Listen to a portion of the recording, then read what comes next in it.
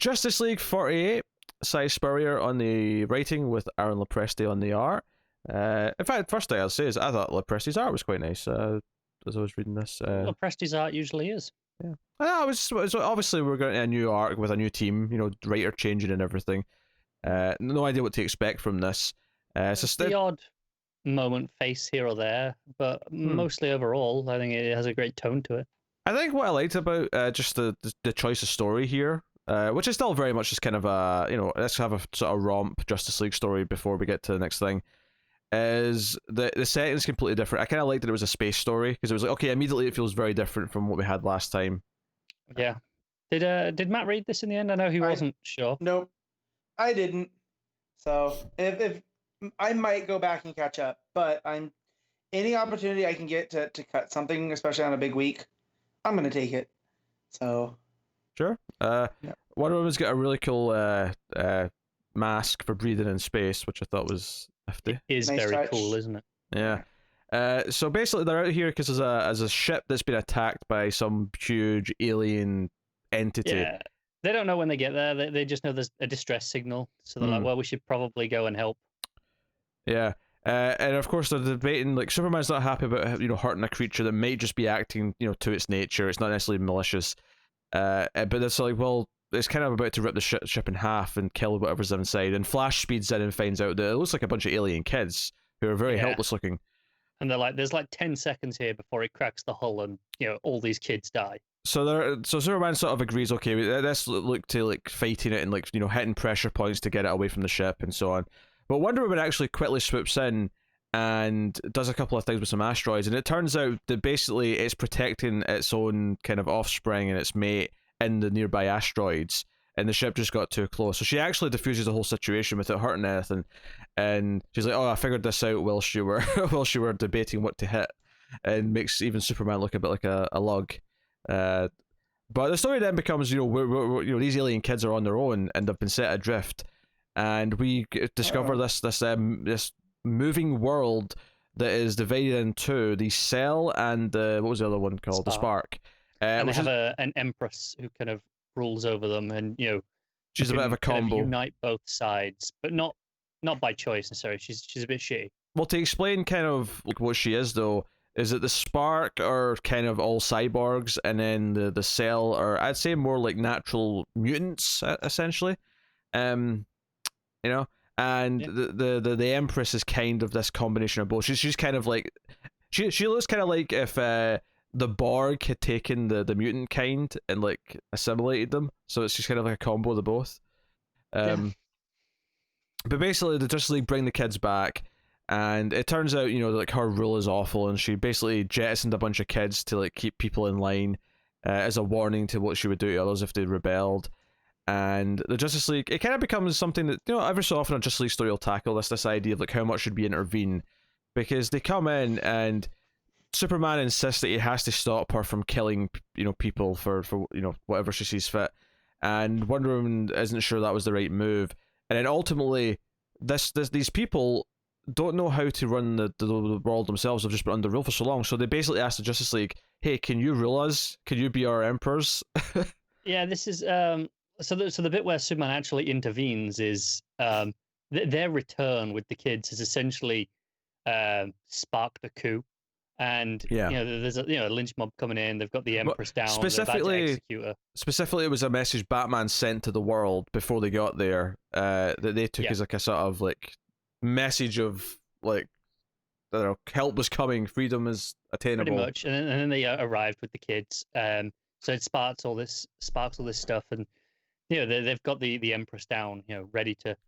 Well, one's got a gun pointed at her head, and the other one has like a vibro axe, I'm gonna call it.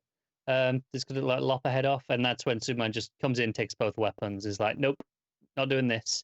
Yeah. And that's what Diana's really frustrated by. It's like, no, this is their society. What right do we have to intervene with that? Yeah, the example she gives later, the metaphor she uses later, is because obviously after this point I said, well, no, now they can figure out their world and their future on their own. This has to be their choice. Star Trek, Prime Directive, this has to be theirs. Trials, elections, whatever they do now is up to them. Yeah, but one of them says, yeah, but we just cracked the egg and now we're refusing to help make the omelette. Like, and It's funny because like, I think the writing's good enough here that I can see where Wonder Woman's coming from, even though fundamentally I kind of side with no, they should intervene and stop people from just murdering each other, and you know. It's frustrating. This is in particular, this feels very French Revolution. What's going on here? And it's like, well, I mean, we got through it, right? You know, society moved through that and got past that phase, and maybe there's an argument just let them do their thing. Maybe if they'd done that and worked through the government themselves, they'd have come to understandings in their own right, instead of just being like, well, I guess you're ruling us now. Yeah, that'll do nicely. Where they haven't actually learned anything. Yeah, and this big alien thing attacks the Trotha, or Trotha are these people, these two things. There's some humor here as well, actually, where they have no gender seemingly, and the translator just defaults to everything being female for that. So it's a theme throughout the book. Obviously, Wonder Woman being the woman and being alone here. The big alien thing that they were attacking before was that was the female of its species, and the male incubates the larva in the asteroid. Yeah, because there's a joke where John gets called ma'am, and he's like, did they just call me ma'am? And it's Barry explains, the translator just defaults to female because they have no gender. And it's interesting, these Trotha. That's Trotha, yeah. Trotha. Throwing in an extra H there. They're actually just one species, because there's one of them, the cell or whatever, is saying, welcome sister to the spark, and it's like, wait, hang on a second, you look completely different. What's going on here? How are you sisters? And it's they actually, when they're 15, they choose which side they are, although they kind of put it as it's not really a choice. It's just all children feel drawn to one or the other. Which actually explains why the kids all look different from the adults. Like, so the kids they found on the ship, clearly this is what they're like before they make their choice. Yes, as to which because side they're like going little, on. kind of just yellow glowing babies. Yeah, kind of thing. So, and there's a moment during because this big thing attacks them, Death of the Trotha, and the Justice League sort of intervene, obviously, as they do, and Superman says, everyone get down, and in like a sort of action moment way where there's danger coming, get down, and the Trotha all just start bowing, yes, Your Majesty. He's like, no, that's not what I meant. That's not what I meant. Yeah, and then there's a big explosion, and that's the end of the issue. Yeah. That's kind of falls into a very similar standard, I think, of the last arc, which is like, this is a fairly solid kind of like interlude story that's, I don't think it'll be that important in the long run, but it was a solid enough read.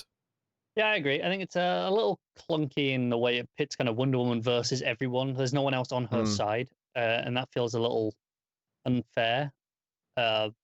It feels unlikely that no one else has that opinion. Yeah. I don't know. Maybe I'm wrong on that one. It just felt a little bit weird. Maybe we'll see them be swayed. Maybe we'll, or something, like, maybe, because this enemy of the Trotha, I assume there's going to be more to this. Like, why are they being attacked? I mean, I think it says something like, "Oh, now your Empress is gone, you're weak and for the taking." Well, I was just going to talk about the exact wording is you have been sundered by division, because it's a whole thing over the issue is the idea of the division within the society. It's these two sides, but the Empress was unity and kind of kept them together. And they treat them all badly, but and John's just like, oh no, it's classic divide and conquer. But that when this thing arrives, it's no, you've demobilized your military, your society is sundered by division. It's like, no, this is good for them. So the Empress was, in some ways, keeping them safe. It seems, even if she was terrible. Yeah, it's an interesting thing to explore. We'll see what they do. It was a enjoyable enough read, though. I have no regrets over. No, I agree. It was kind of fun. Especially the art was really nice for the most part. Yeah, especially the stuff in space, colorful and clean. Yeah. I like continuing having the nice blue cape for Batman. Yeah, that's still there. Yeah, it seems to be just in the Justice League books. Everyone else is like just a black cape, but I'm alright with that. He's got a Justice League specific outfit. It's fine. Yeah, it's fine. But I prefer the blue cape, so keep it up. But yeah, all right. What are you giving Justice League 48? It's a 7.5. Yeah. Well, I'll give it a 7.5. That's a fine score.